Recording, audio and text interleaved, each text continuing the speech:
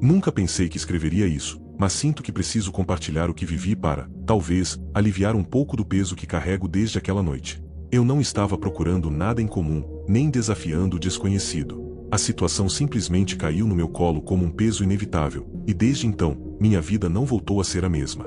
Era início de outono, e eu trabalhava em um escritório no centro da cidade. Como sempre, fiquei até mais tarde finalizando alguns relatórios.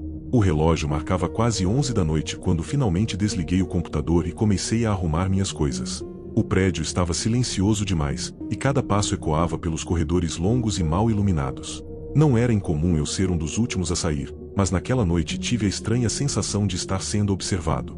Não havia ninguém no andar, mas os vidros refletiam minhas próprias sombras de uma maneira que me deixava inquieto. No estacionamento, meu carro parecia ser o único restando. Enquanto me aproximava, ouvi um som metálico, como se alguém tivesse chutado uma lata. Parei, olhei em volta, mas não vi nada. Forcei um sorriso nervoso, achando que estava apenas cansado. Liguei o carro e comecei a dirigir de volta para casa. A estrada estava vazia, apenas as luzes dos postes me guiavam, e a cada cruzamento parecia que a escuridão engolia o resto do caminho. Ao chegar no bairro, percebi um carro seguindo a certa distância. Inicialmente, pensei que fosse coincidência. Mas quando virei à direita, depois à esquerda e, em seguida, novamente à direita, percebi que os faróis atrás de mim reproduziam cada movimento. O coração começou a acelerar. Tentei me convencer de que poderia ser alguém indo na mesma direção, mas a sincronia era perturbadora demais. Decidi não ir direto para casa, temendo revelar meu endereço. Acelerei e entrei em ruas secundárias, algumas quase desertas. O carro continuava atrás de mim, sem acelerar demais, sem tentar ultrapassar, apenas me acompanhando como se tivesse todo o tempo do mundo. Lembrei do que meu pai dizia quando eu era adolescente: se sentir que está sendo seguido, vá para um local movimentado ou direto para a polícia. Então, mirei em direção a um posto de gasolina que funcionava 24 horas.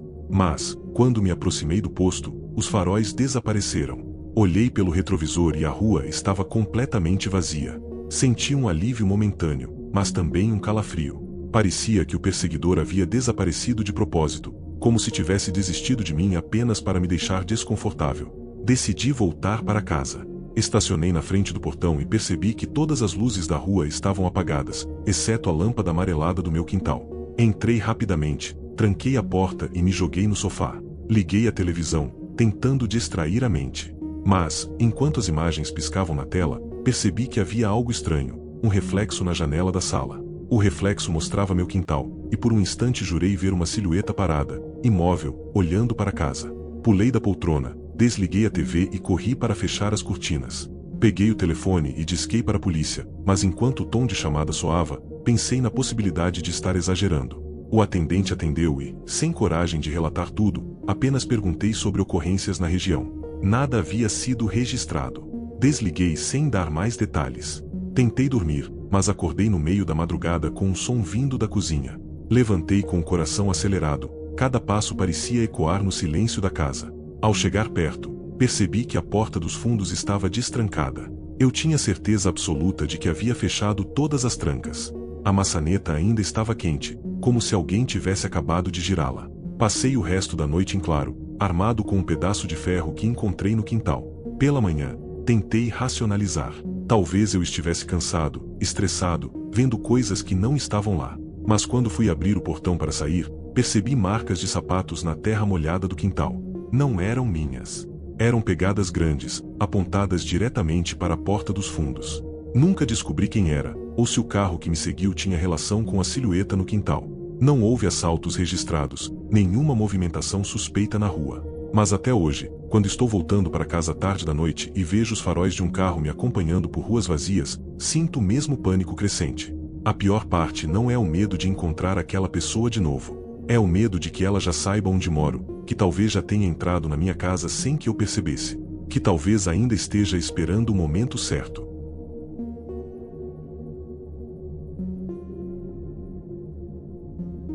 Sempre tive o hábito de correr no final da tarde, depois do trabalho. Era a maneira que encontrei de aliviar o estresse acumulado do dia. Normalmente escolhia rotas movimentadas, mas, por algum motivo, naquele dia decidi pegar um caminho mais isolado, que passava por um pequeno bosque na região. O sol já estava se escondendo atrás das árvores, deixando o céu tingido de laranja e azul, e a sensação de tranquilidade foi o que me convenceu a seguir por ali. Os primeiros minutos foram normais, música nos fones, passos ritmados e a respiração ajustada. Porém, em certo ponto, percebi que havia algo errado. Ao diminuir o ritmo, tirei os fones para escutar melhor. Foi então que notei passos atrás de mim. Não era incomum cruzar com outras pessoas, mas naquele dia, desde que entrei no bosque, não havia visto ninguém. Os passos pareciam se ajustar à minha velocidade, acelerando quando eu acelerava e diminuindo quando eu parava. Virei bruscamente para trás, mas não vi ninguém. O caminho estava deserto, apenas folhas secas cobrindo a trilha e o vento balançando as copas das árvores. Tentei me convencer de que era paranoia, mas a sensação de estar sendo seguido se intensificava a cada metro percorrido. Decidi apressar o passo e sair logo dali. Foi quando notei, de relance, um vulto entre as árvores, acompanhando meu movimento. Não tive coragem de encarar diretamente. Fingi que não vi, mas o frio na espinha denunciava meu pavor. Apertei o ritmo, correndo até sentir as pernas queimarem. Finalmente avistei a rua principal e o movimento de alguns carros. A sensação de alívio foi imediata. Quando cheguei em casa, ainda ofegante, tentei rir de mim mesmo. Talvez fosse apenas outro corredor, talvez alguém que entrou por outro caminho. Mas, ao olhar para o espelho do corredor, percebi que havia um arranhão no meu braço. Não lembrava de ter batido em nada durante a corrida. Era como se uma unha tivesse me arranhado de propósito. Naquela noite, o sono foi impossível. Eu me revirava na cama, imaginando 1000 possibilidades. Por volta das 2 da manhã, ouvi um barulho no quintal. Como morava sozinho, qualquer som era motivo de alerta. Peguei uma lanterna e fui até a janela. Lá embaixo, entre as sombras, havia uma marca estranha no portão, como se alguém tivesse tentado forçá-lo com as mãos. Não era apenas o ferro amassado, mas também um resíduo escuro, quase como terra misturada a algo que não consegui identificar. No dia seguinte, decidi evitar aquele bosque. Retomei minhas corridas em avenidas movimentadas, com muita gente por perto. Mas os sinais estranhos não pararam. Uma semana depois, ao chegar do trabalho, percebi que a porta dos fundos estava ligeiramente aberta. Eu tinha certeza de que havia trancado tudo antes de sair. Entrei com cuidado, peguei uma faca da cozinha e vasculhei cada canto. Nada parecia fora do lugar, exceto por uma coisa. No meu quarto, o travesseiro estava virado ao contrário, como se alguém tivesse estado ali e mexido propositalmente para deixar um aviso silencioso. Decidi instalar câmeras de segurança. Achei que assim conseguiria dormir em paz. Nos primeiros dias, nada de anormal. Mas na terceira noite, ao revisar as gravações, percebi algo que me deixou completamente sem chão. Às 13h40 da manhã, a câmera do quintal captou uma sombra atravessando rapidamente, quase imperceptível, mas nítida o suficiente para perceber que não era um animal. A figura era alta, magra demais, e parecia se mover de uma maneira esquisita, como se os braços fossem mais longos do que o normal. Congelei a imagem e fiquei encarando a tela, tentando achar uma explicação lógica. Mas a parte mais perturbadora não era apenas a forma daquilo. Era a direção. A figura não estava simplesmente passando pelo quintal, estava virada para a janela do meu quarto, olhando fixamente. A partir desse momento, minha vida se transformou em vigília constante. Não conseguia relaxar, não conseguia sair sem pensar em quem ou o que poderia estar à espreita. Comecei a notar detalhes que antes passariam despercebidos. Pegadas no jardim mesmo sem ter chovido, pequenos arranhões na madeira da porta, o barulho de passos no corredor durante a madrugada, mesmo eu estando sozinho. Certa noite, depois de mais um desses episódios, decidi dormir na sala, com todas as luzes acesas. Por volta das 4 da manhã, acordei com um som metálico vindo da cozinha. Levantei devagar, segurando a mesma faca que mantinha sempre por perto, e caminhei até lá. O barulho era o da janela, balançando como se alguém tivesse tentado abri-la por fora. Quando iluminei com a lanterna, não vi nada, mas havia uma marca clara de mão impressa no vidro, enorme e deformada, como se tivesse dedos longos demais. Pensei em chamar a polícia, mas que provas eu teria além de um vidro sujo e arranhões em portas? Tentei me convencer de que era apenas uma invasão comum, talvez algum vizinho perturbado, talvez um andarilho. Mas no fundo, sabia que havia algo mais. O pior ainda estava por vir. Na semana seguinte, cheguei do trabalho, entrei em casa e percebi algo diferente no cheiro do ambiente. Uma mistura de terra molhada e ferrugem. Verifiquei cada cômodo, mas o que encontrei foi ainda mais perturbador. Em cima da minha cama, havia um pedaço de papel dobrado em 4. Com as mãos tremendo, abri devagar. A única coisa escrita era: "Você não deveria ter corrido." A partir desse dia, não consegui mais viver naquela casa. Me mudei para outro bairro, para outro ambiente, tentando recomeçar. Mas até hoje, sempre que corro ou caminho sozinho em ruas mais isoladas, tenho a sensação de que ainda estou sendo observado. Não importa a multidão, não importa a distância. É como se aquilo tivesse encontrado um jeito de me acompanhar. O que mais me apavora é pensar que, talvez, esse relato seja apenas o início, e que, no fundo, aquela presença nunca tenha ficado para trás.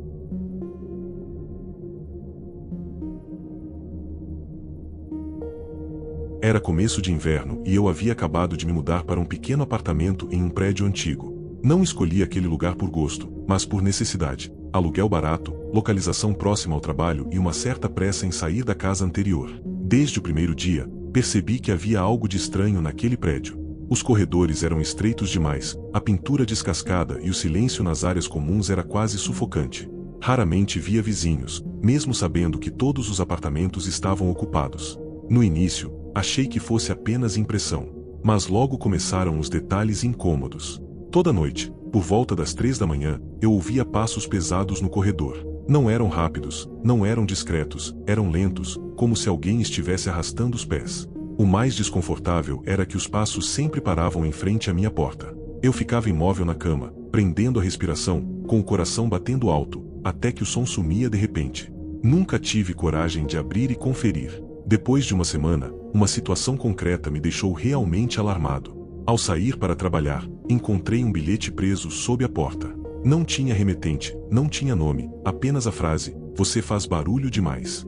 Aquilo me deixou confuso, porque eu sempre fui uma pessoa silenciosa. Não recebia visitas, não ouvia música alta e mal usava televisão. Resolvi ignorar, achando que era algum vizinho implicante. Os dias seguintes foram carregados de tensão. Eu começava a ouvir sons dentro do meu próprio apartamento. Batidas leves na parede, como se alguém estivesse tamborilando com os dedos do outro lado, ruídos vindos do teto, como se alguém caminhasse de madrugada em cima do meu quarto, mesmo sabendo que eu morava no último andar. Certo dia, ao voltar do trabalho, percebi que a porta estava encostada. Eu tinha absoluta certeza de que a havia trancado antes de sair. Entrei com cautela, ligando as luzes uma a uma. Nada parecia fora do lugar, exceto por um detalhe. Todas as gavetas da cozinha estavam abertas. Não havia nada roubado, mas era claro que alguém tinha estado ali. Corri até a portaria para falar com o zelador, um senhor idoso que raramente saía da sua sala. Quando contei o que havia acontecido, ele apenas sorriu de um jeito estranho e disse: "Aqui é melhor não se incomodar com o que não vê."